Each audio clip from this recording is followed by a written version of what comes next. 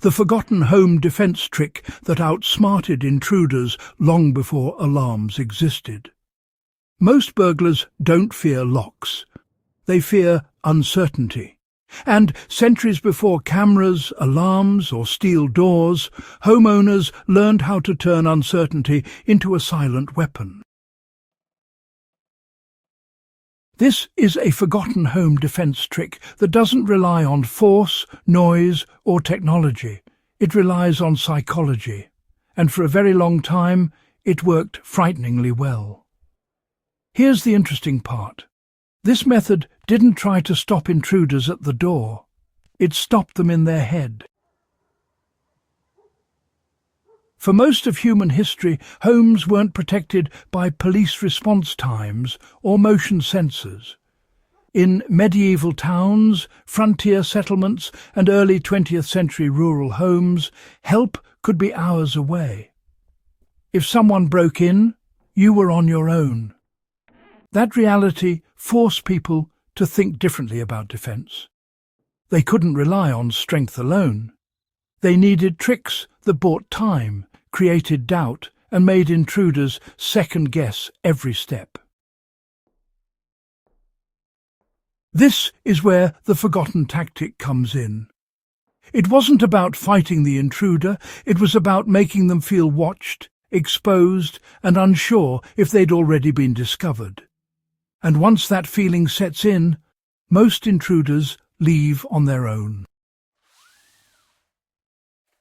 Modern criminals aren't that different from historical ones.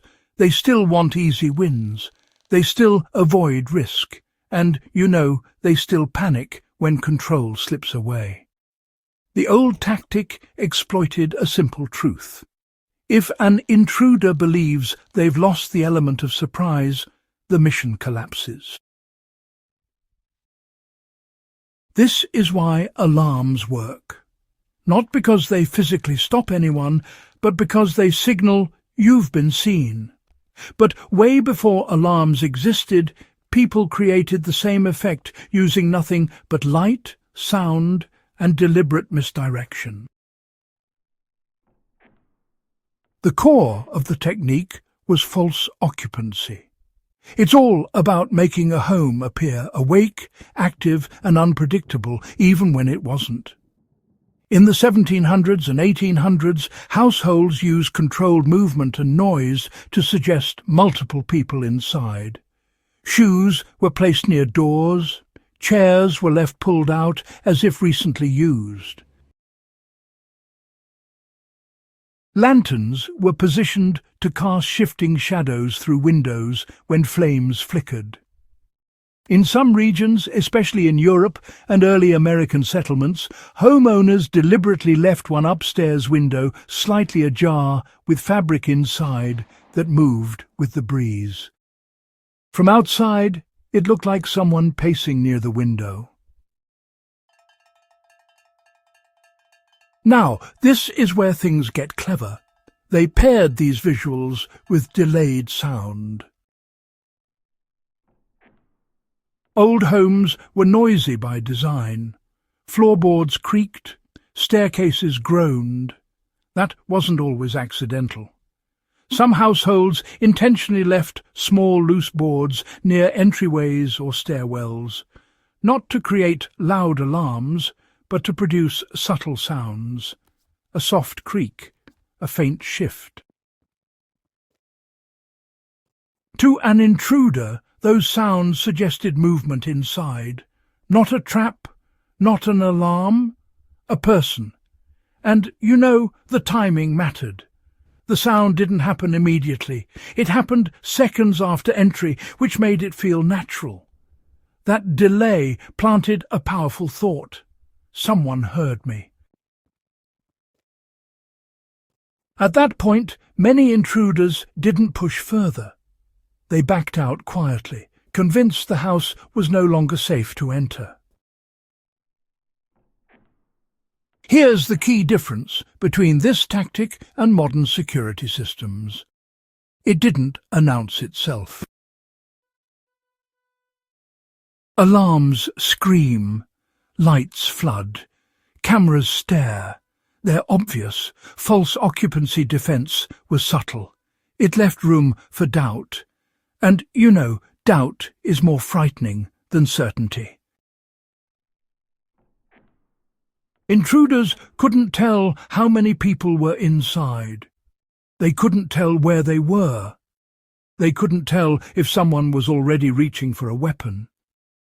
The house felt alive. And no thief wants to enter a living house.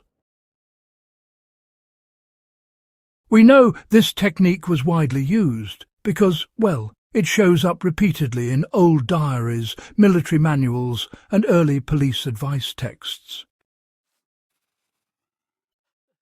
During World War I, civilians in occupied zones used similar tactics. Empty homes were staged to look occupied to prevent looting. Lamps were lit on timers using oil drip systems, and, furniture was rearranged daily to suggest presence. The goal was never perfection. It was believability, and that's why it worked. As technology advanced, we outsourced defence to devices. Locks got stronger, alarms got louder, cameras got smarter.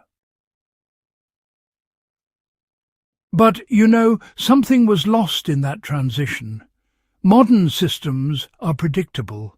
Criminals know what alarms sound like. They know how cameras are positioned. They know response times. False occupancy, on the other hand, is unpredictable. It doesn't follow a pattern. It doesn't announce rules. That unpredictability is exactly what made it powerful then, and, why it still has value now. This isn't about rejecting modern security. It's about layering psychology on top of it. Small signs of life matter, not obvious ones, natural ones. Uneven lighting that changes over time. Sounds that suggest movement rather than alarms.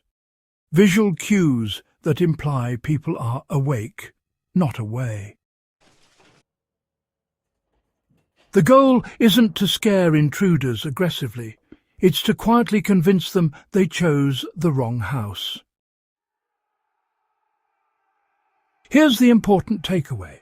Defense doesn't always mean confrontation. Sometimes it means persuasion.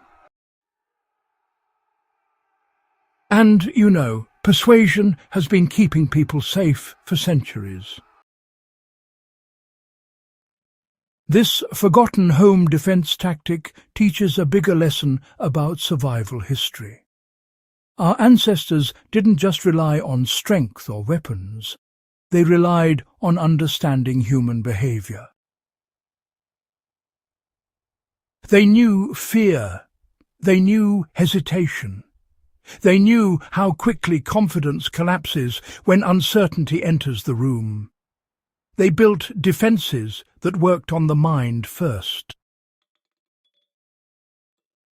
That's a level of intelligence we often overlook today. Crime hasn't changed as much as we think. Human instincts haven't changed at all. Intruders still scan for easy targets. They still avoid homes that feel risky. They still retreat when something feels wrong. False occupancy doesn't try to overpower them. It simply removes their confidence. And once confidence is gone, the threat usually leaves with it. This is why forgotten survival knowledge matters. Not because it's old, but because it's proven. Before electricity, before sensors, before police hotlines, people protected their homes using insight, observation, and clever design. They didn't need modern tools. They needed understanding. And that understanding is still available to us today. If you enjoy uncovering the forgotten skills that kept people alive long before modern technology, you're in the right place. Subscribe to Legacy of Survival, like the video, and share it with someone who appreciates real-world wisdom that still works. History has more answers than we give it credit for, and this channel is about bringing those answers back where they belong.